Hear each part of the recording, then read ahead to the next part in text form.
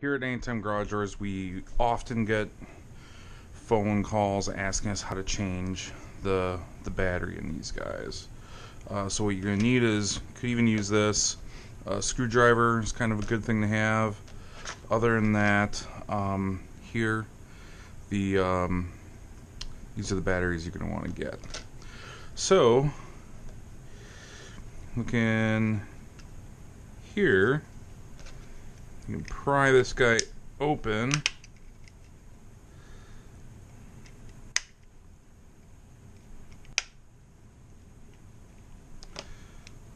Just like that.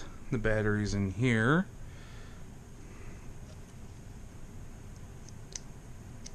Pull it out.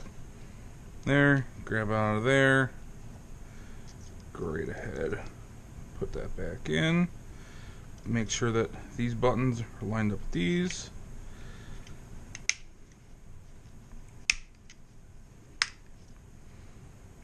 Should be good to go.